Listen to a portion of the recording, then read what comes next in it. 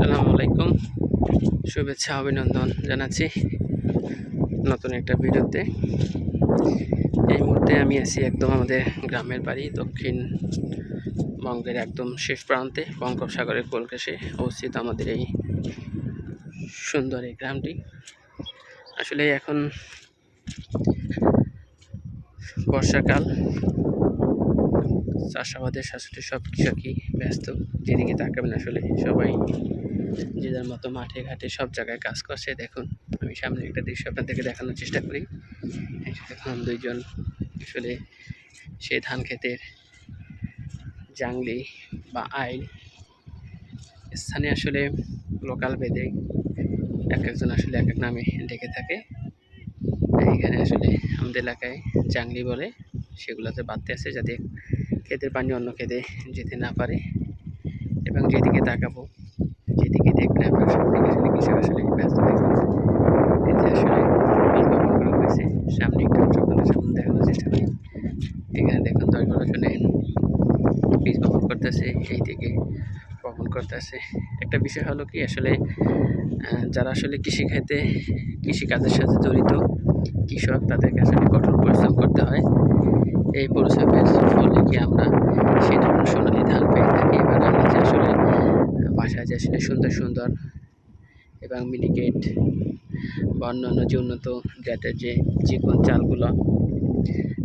চালের ভাত খেয়ে থাকি, তা আসলে কৃষকের অক্লান্ত পরিশ্রমের ফলে আসলে আমরা পেয়ে থাকি। তাদের এই কষ্টের সুবাদেই কি আমাদের দেশে মানুষ এই রাজপ্রাসাদে বা অট্টালিকায় যারা বসে থাকে, তারা আসলে সেই মিনিকেট চাল বা অন্য যে উন্নত প্রজাতির যে চালগুলো আছে তারা কিন্তু খেয়ে থাকে। তারা আসলে কৃষক যদি এই পরিশ্রমটা না করতো, তাহলে কি তারা যদি আসলে সেই কষ্ট করে সারাদিন সারা রাত বৃষ্টিতে ভিজে যদি এই কষ্টটুকু না করতো, তাহলে আমরা কি সেই সোনালি ধানও পেতাম না, উন্নত জাতের চালও পেতাম না। তাহলে মানে ওদেরকে সেই মোটা চালের চালই খেতে হতো। দেখেন, একটা ব্যাপার হলো, এই যে দেখুন এখানে ওই যে কিছু আগাছা আছে, আগাছাগুলো পরিষ্কার করতেছে। পরিষ্কার না করলে আসলে এখানে যদি সেই বীজ বপন করে, বীজটা আসলে বাঁচবে না, মরে যাবে আগাছার জন্য। যা বলতেছিলাম, কৃষকরা আসলে শত কষ্ট করেও তারা কিন্তু সেই মোটা চালের ভাতই খায়। কিন্তু আমরা যারা আসলে বড় বড় অট্টালিকায় বাস করি, শহরে বাস করি, তারা কিন্তু আসলে সেই আরামায়েশে বসে থাকি, এতটা কষ্ট করি না। শুধু যারা চাকরি করে, চাকরিজীবী অফিসে যায়, বাসায় আসে চিকন চালের ভাত খেয়ে থাকে। কিন্তু আসলে তারা আসলে এতটুকু উপলব্ধি করে না যে আসলে এই চালটা বা এই ধানটা কোথা থেকে আসলো, কিভাবে আসলো। হয়তো অনেকে জানেই না যে আসলে শত কষ্টের বিনিময়ে কিন্তু এই ধান, এই চাল কিন্তু আমরা পেয়ে থাকি। কিন্তু আসলে তারা কি আসলে সেটা উপলব্ধি করতে পারে না, যারা আসলে শহরে থাকে বা বড় বড় অট্টালিকায় যারা বাস করে। দেখুন, আসলে যেদিকে তাকাবেন সবাই আসলে ব্যস্ত।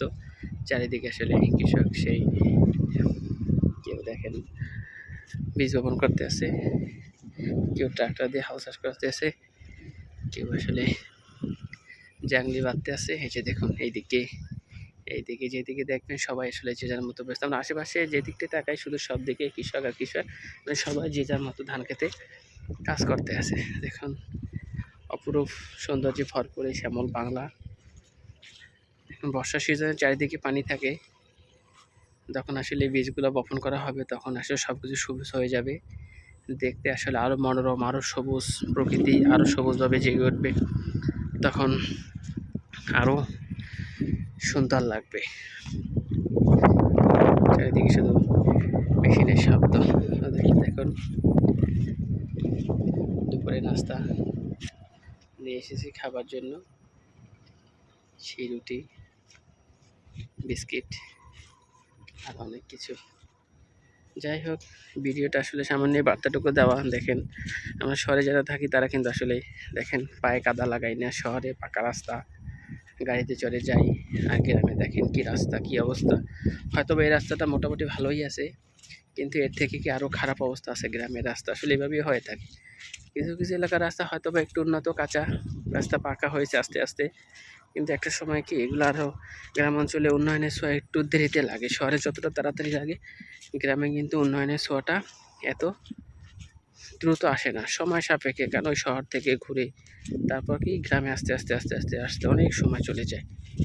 এখন তাই গ্রামে যেদিকে যাবেন সব থেকে এই বর্ষার মৌসুমটা আসলে কি সব থেকেই শুধু কাদা আর কাদা, কাদা রাস্তা আছে। আসলে গ্রামে আপনি এই সিজনে, এই বর্ষার মৌসুমে আসলে কোনো কিছুই কল্পনা করতে পারবেন না, কারণ যেদিকে যাবেন শুধু পানি, কর্দমাক্ত রাস্তা, কাদা। এর ভিতরে আসলে গ্রামের মানুষ বেড়ে উঠে জীবনকে তারা বেছে নিয়েছে লড়াইয়ের সঙ্গে, এই প্রতিকূল পরিবেশে, প্রতিকূল আবহাওয়ার সাথে জীবনকে খাপ খাইয়ে নিয়ে তাদের পরিবারের সাথে, আত্মীয় স্বজন, বন্ধু বান্ধব সবাইকে নিয়ে সুন্দর একটা পরিবেশ তারা আসলে গড়ে তুলে। দেখেন আমরা যারা শহরে থাকি তারা আসলে একটা বলতে কি আরামায়েশে একটা দিন কাটাই। এখানে যে গ্রামে যে কাদা বা এই পরিবেশ আমরা আসলে অভ্যস্ত না, আসতেও চাই না।